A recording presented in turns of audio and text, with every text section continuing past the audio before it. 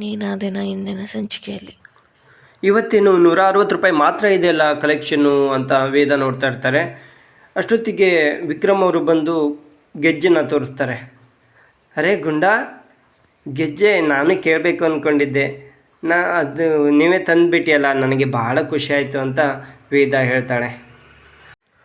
ನಾನೇ ಆವಾಗ ಕೇಳಬೇಕು ಅಂದ್ಕೊಂಡಿದ್ದೇನೆ, ಮತ್ತೆ ದುಡ್ಡು ಇರಲ್ವ ಅಂತ ಹೇಳಿ ಕೇಳಲಿಲ್ಲ ಅಂತ ಹೇಳ್ತಾಳೆ. ನೀನೇ ಕಟ್ಟು ಈಗ ಅಂತ ಹೇಳ್ತಾಳೆ. ಸರಿ ಕಟ್ತೀನಿ ಅಂತ ಹೇಳಿ ಅವರು ಕುತ್ಕೊತಾರೆ. ವೇದ ಕುತ್ಕೊಂಡು ಒಂದು ತೊಡೆ ಮೇಲೆ ಕಾಲಿಟ್ಟು ಗೆಜ್ಜೆನ ಕಟ್ಸ್ಕೊಳ್ತಾಳೆ.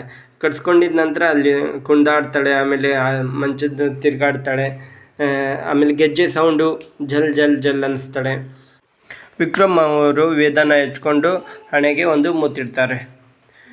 ಇಲ್ಲಿ ಹೇಳ್ತಾನೆ ಇವನು, ಜಡ್ಜ್ ಅವ್ರ ಮಗ, ನೋಡು ಈಗ ವೇದಾಗೆ ಮದುವೆ ಆಗಿದೆ, ನನ್ನ ತಂಗಿಯವಳು, ಈಗ ನನಗೆ ಅವಳ ಮೇಲೆ ಅಧಿಕಾರ ಇಲ್ಲ. ಈಗ ನೋಡಿದ್ರೆ ನಿನ್ನ ತಮ್ಮನಿಗೆ ಅಷ್ಟು ಬೇಡವಾ? ಎಷ್ಟು ಡಿಸೆಂಟಾಗಿದ್ದಾನೆ ನೋಡು ಅವನು.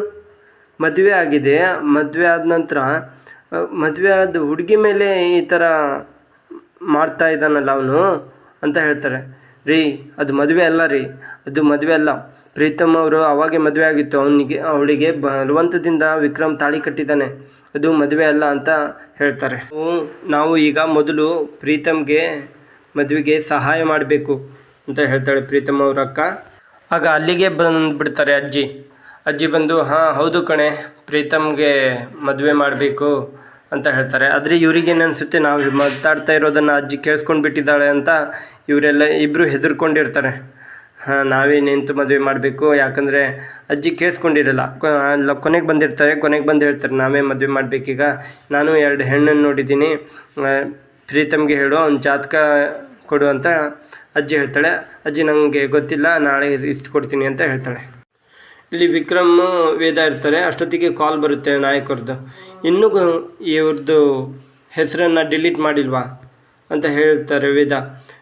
2 ಸರಿ ಕಟ್ ಮಾಡ್ತಾರೆ ವೇದ ಅವರು. ಅವ್ರ ಕಾಲ್ ಬಂದಾಗ ಮತ್ತೆ ಅದನ್ನ ಮಂಚದ ಮೇಲೆ ಮೊಬೈಲನ್ನು ಹೊತ್ತಾಕಿ ಇನ್ನೂ ಕಟ್ ಮಾಡಿಲ್ವ ಇದ್ದರಿದ್ರು ಅಂತ ಹೇಳಿ ಹೊರಗಡೆ ಹೋಗ್ತಾರೆ.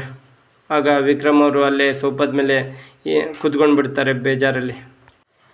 ಜಯಮ್ ಅವರು ತಿಜೋರಿಯಿಂದ ಒಂದು ಕೊಳಲನ್ನು ತೆಗೆದುಕೊಂಡು ಊದ್ತಾ ಇರ್ತಾರೆ. ಅದನ್ನೇ ನೋಡಿದ ಜಗನ್ನಾಥ್ ಅವರು ಅಲ್ಲಿ ಬಂದು ಕೂತ್ಕೊಳ್ತಾರೆ. ರೀ, ನೀವು ತುಂಬ ಖುಷಿಯಾದಾಗ ಇದನ್ನು ಕೊಳಲನ್ನು ತೆಗೆದುಕೊಂಡು ಊದ್ತಿದ್ರಲ್ಲ, ಹಾಗೆ ನಾನು ತಗೊಂಡೆ, ಆದರೂ ಊದಲಿಕ್ಕೆ ಬರ್ತಾಯಿಲ್ಲ ಅಂತ ಹೇಳ್ತಾರೆ. ಹಾಂ ಹೌದಾ, ನಾನು ಊದ್ತೀನಿ ಕೊಡು. ನಿಮಗೂ ತುಂಬ ಖುಷಿಯಾಗಿದೆಯಾ? ಹಾಂ ಖುಷಿಯಾಗಿದೆ, ಮತ್ತು ಬಿಟ್ಟು ಹೋಗೋ ಈ ಮನೇನ ನಮಗೆ ಸಿಕ್ಕಿದೆಯಲ್ಲ, ತುಂಬ ಖುಷಿ ಆಯಿತು ಅಂತ ಹೇಳ್ತಾರೆ ಅವರು. ಇಲ್ಲಿ ರಾತ್ರಿ ಮಲ್ಕೊಂಡಿರ್ತಾರೆ. ಆಗ ವಿಕ್ರಮ್ ಅವರು ಬರ್ತಾರೆ. ಹೊರಗಡೆ ಬಂದು ನಾಯಕರಿಗೆ ಫೋನ್ ಹಚ್ತಾರೆ. ಏನು ತಮ್ಮ, ನಾನು ಫೋನ್ ಮಾಡಿದ್ರೆ ರಿಸೀವೇ ಮಾಡಲಿಲ್ಲ, ಕಟ್ ಮಾಡ್ತಾ ಇದ್ದೆ. ಇಲ್ಲ ನಾಯಕರೇ, ಅದು ಅಂತ ಹೇಳ್ತಾರೆ.